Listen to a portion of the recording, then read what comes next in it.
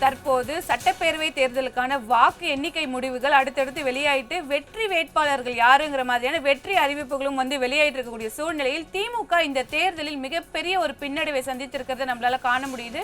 இது குறித்து பல்வேறு விஷயங்களை நம்முடன் பகிர்ந்து கொள்வதற்காக திமுகவை சேர்ந்த கண்ணன் அவர்கள் இணைஞ்சிருக்காரு. அவர்கிட்ட பேசலாம். சார் வணக்கம். சார் வணக்கம். வணக்கம் சார், திமுக மிகப்பெரிய அளவில் ஒரு பின்னடைவை சந்திச்சிருக்காங்க. சென்னையில பல்வேறு முக்கிய அமைச்சர்கள் பின்னடைவை சந்திச்சிருக்காங்க. இதுக்கு என்ன காரணம்னு நினைக்கிறீங்க? முதலில் மக்கள் தீர்ப்பை மகேசன் தீர்ப்பாக கருதி வரவேற்கிறோம், அதற்கு தலை வணங்குகிறோம். இளைஞர்களும் இளம் பெண்களும் மாணவர்களும் பெருவாரியான வாக்குகளை விஜய்க்கு அளிச்சிருக்காங்கிறது இதன் மூலம் தெரியுது.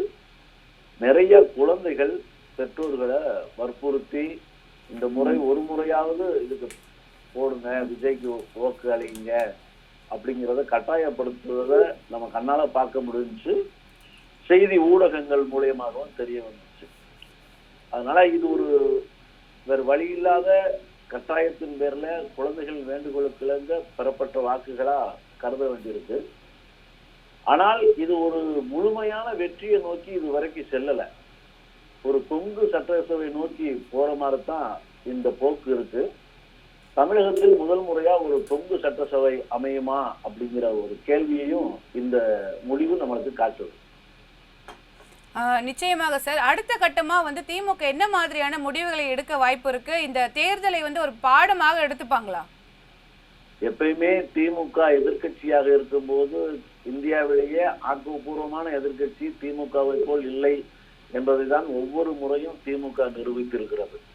அதன் அடிப்படையிலே ஆக்கப்பூர்வமான எதிர்கட்சியை தொடர்ந்து மக்கள் பணியை தொடர்ந்து ஆற்றும் என்பதில் மாற்றமில்லை.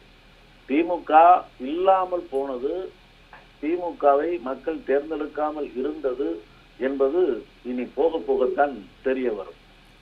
சார், அதே மாதிரி விஜயின் இந்த வெற்றியை எப்படி பாக்குறீங்க? ஏன்னா ஒரு புதிய கட்சி இந்த வெற்றியை பெற்றிருக்காங்க. பெரும்பான்மையும் இன்னும் கிடைக்கல. ஏன்னா பெரும்பான்மைக்கு தேவையான தொகுதிகளில் அவங்க வெற்றி பெறல. அப்படின்ற பட்சத்தில் கூட்டணிக்கு அவங்க என்ன மாதிரியான முடிவுகள் எடுப்பது மக்களுக்கு ஏதாவது ஏமாற்றத்தை அளிக்க வாய்ப்பு இருக்குமா சார்?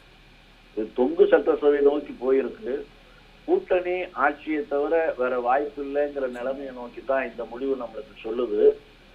புதியவர்கள், புதுமுகங்கள், சட்டசபைக்கே புதியவர்கள், அந்த ஏரியாவுக்கே புதுசா இருக்கிறவங்க அப்படிங்கறத அதனால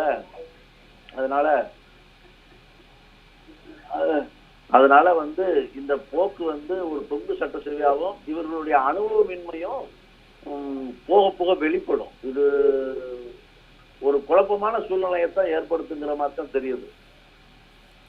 நிச்சயமாக சார். பல்வேறு விஷயங்களை எங்களோட பகிர்ந்துக்கிட்டீங்க. நன்றி சார்.